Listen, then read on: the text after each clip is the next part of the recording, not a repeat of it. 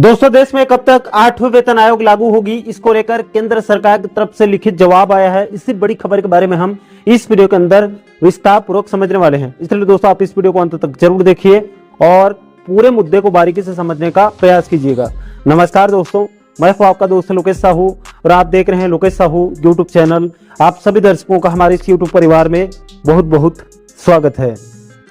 दोस्तों, सबसे पहले आपकी जानकारी के लिए बता दूं कि अभी वर्तमान में देश में 7वें वेतन आयोग लागू है, जिसकी अवधि 31 दिसंबर 2025 तक है। और चूंकि नियम के अनुसार हर 10 साल में नया वेतन आयोग को लागू किया जाता है, इसलिए कायदे से देखा जाए तो देश में 8वें वेतन आयोग 1 जनवरी 2026 को लागू होना चाहिए। दोस्तों, आपकी जानकारी के लिए बता दूं कि केंद्र सरकार ने जनवरी 2025 में 8वें वेतन आयोग को कैबिनेट की हरी झंडी दे दी है, लेकिन अभी तक कमेटी गठित नहीं किया है।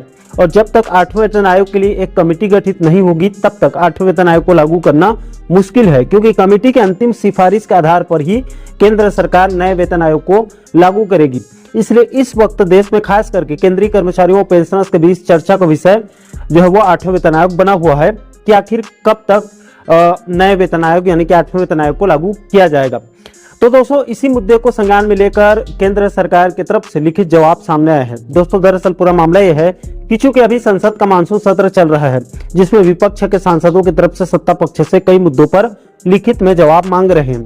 दोस्तों, इसी कड़ी में कल 21 जुलाई 2025 को उत्तर प्रदेश के धौरहरा लोकसभा क्षेत्र के सपा सांसद आनंद भदौरिया जी और तमिलनाडु के श्री पेरबंदूर लोकसभा क्षेत्र के डीएमके सांसद टीआर बालू की तरफ से 8वें वेतन आयोग के संबंध में लिखित में केंद्र सरकार से जवाब मांगा गया है, जिसका लिखित जवाब केंद्रीय वित्त राज्य मंत्री पंकज चौधरी की तरफ से दिया गया है।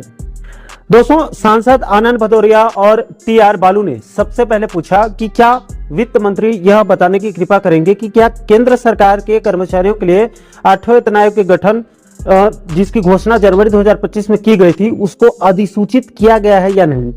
इसके बाद इसी क्रम में दूसरा सवाल पूछा गया कि यदि हाँ तो तद संबंधी ब्यौरा क्या है, और यदि नहीं तो 6 महीने बीत जाने के बाद भी इसे गठित क्यों नहीं किया गया है, इसका कारण क्या है।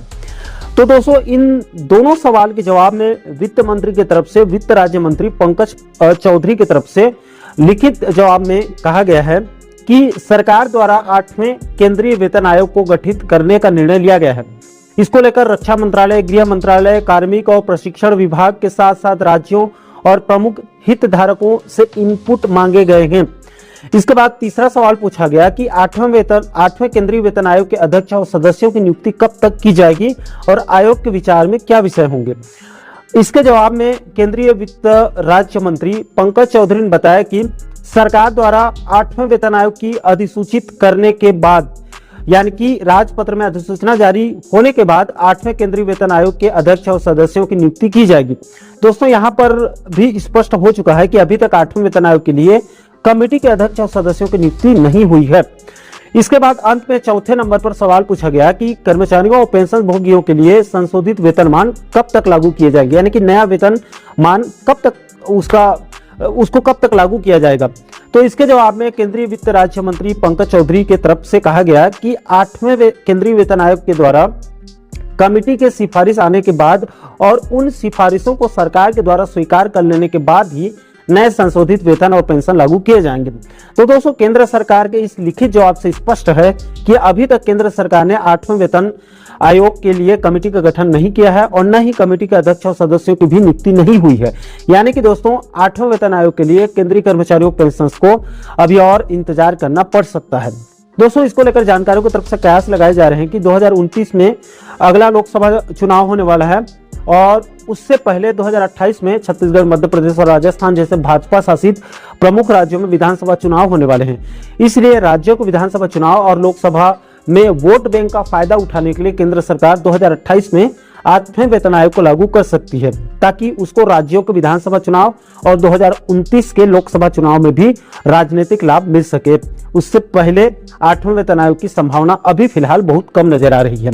बाकी दोस्तों, इस महत्वपूर्ण मुद्दे को लेकर आप लोगों की क्या राय है? आपके हिसाब से केंद्र सरकार कब तक 8वें वेतन आयोग लागू कर सकती है? इस महत्वपूर्ण विषय को लेकर आप लोगों की क्या राय है? नीचे आप लोग कमेंट बॉक्स में अपनी अपनी प्रतिक्रिया आप लोग जरूर शेयर कीजिएगा। और दोस्तों, आप आगे भी देश के कर्मचारियों पेंशन जगत से जुड़ी इस प्रकार के महत्वपूर्ण मुद्दों पर आप आगे वीडियो देखना चाहते हैं तो आप हमारे चैनल को जरूर सब्सक्राइब कर लीजिएगा, ताकि आने वाले सभी नए वीडियो का नोटिफिकेशन जो है वो आप लोगों तक तुरंत पहुंच सके। दोस्तों इस वीडियो में फिलहाल अभी के लिए इतना ही। इस वीडियो को अंत तक देखने के लिए आप सभी दर्शकों का बहुत बहुत धन्यवाद।